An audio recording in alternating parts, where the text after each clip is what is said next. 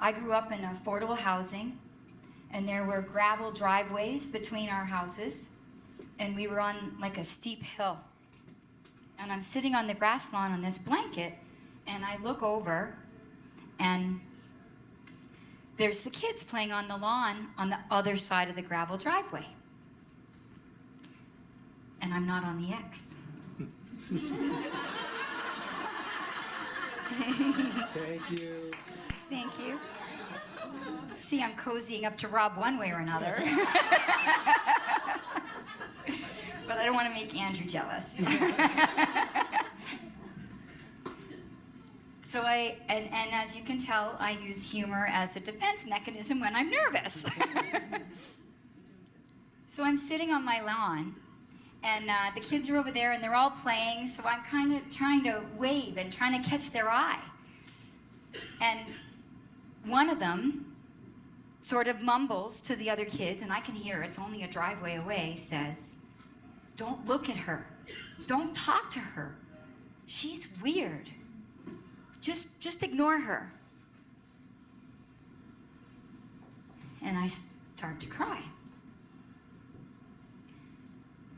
And so my mom must have noticed.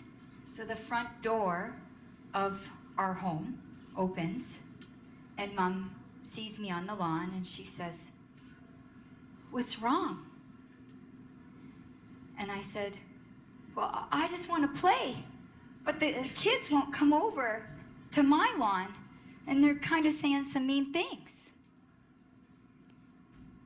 And my tough love, Liverpudlian mother,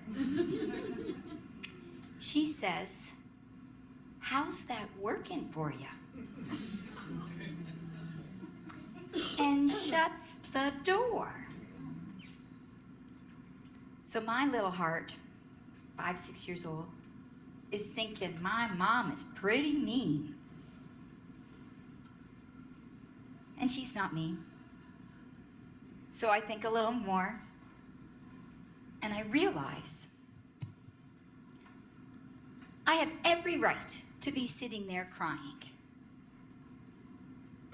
So I could sit there and cry, or I could sit there and do something about it. And so I looked around for my options.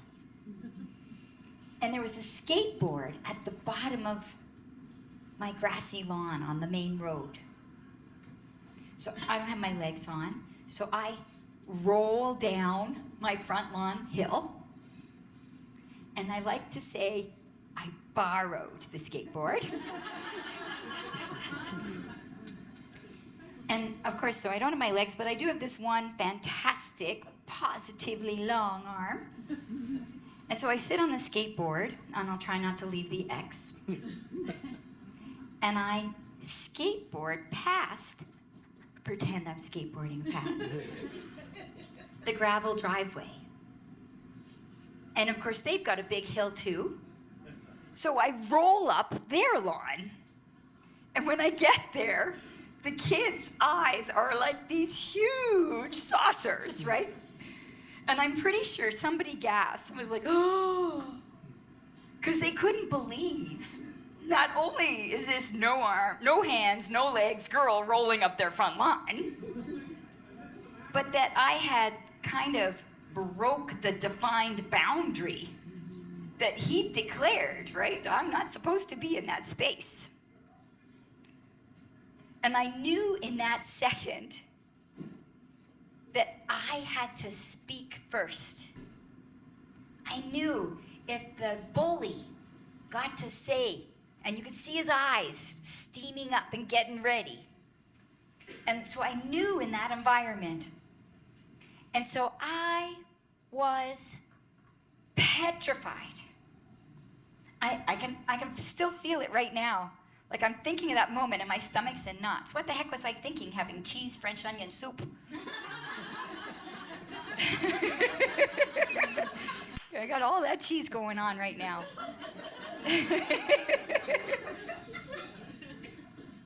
And so I just I kind of look at them and I scan, and I've got this smile on my face, and I look at them all in the eye, and scan across the lawn, and I'm putting my brave, tallest shoulders on that I could.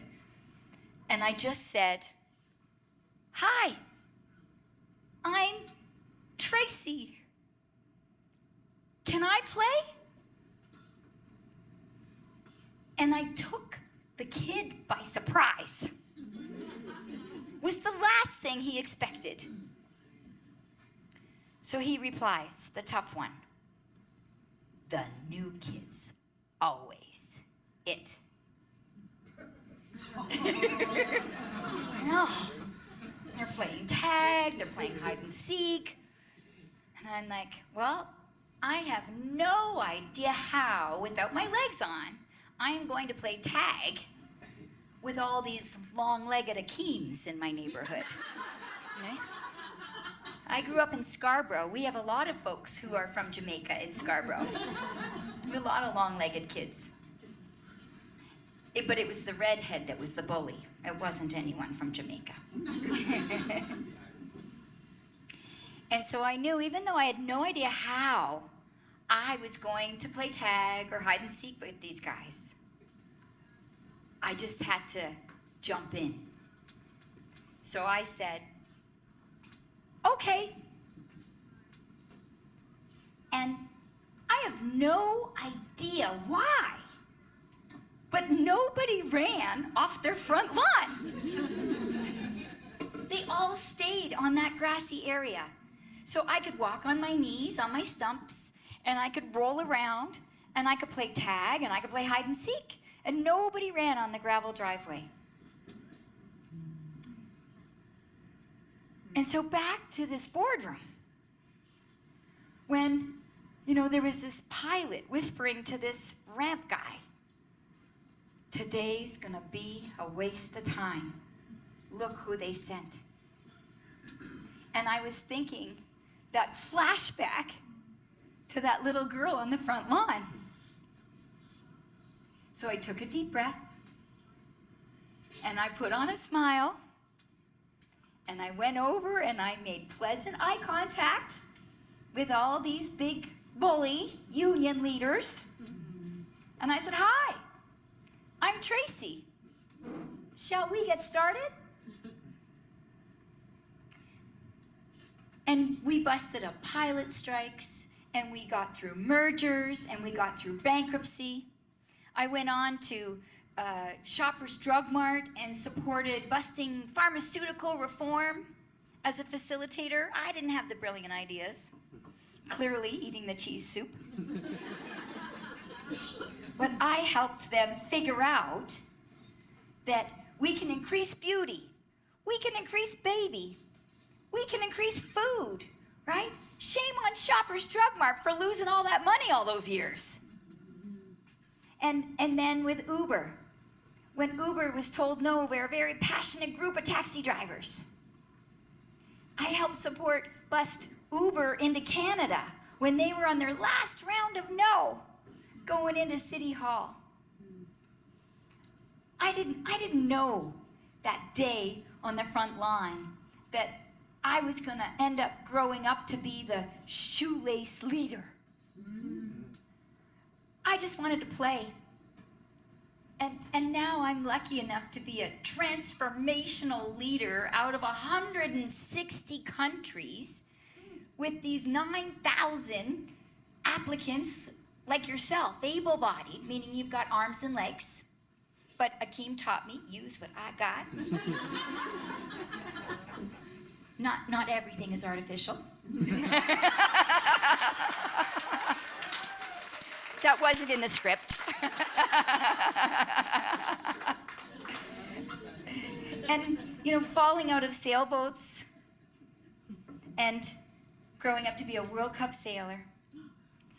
It is such a pleasure to be here. I'm humbled and honored to share Mo Monday Waterloo with each and every one of you. Thank you.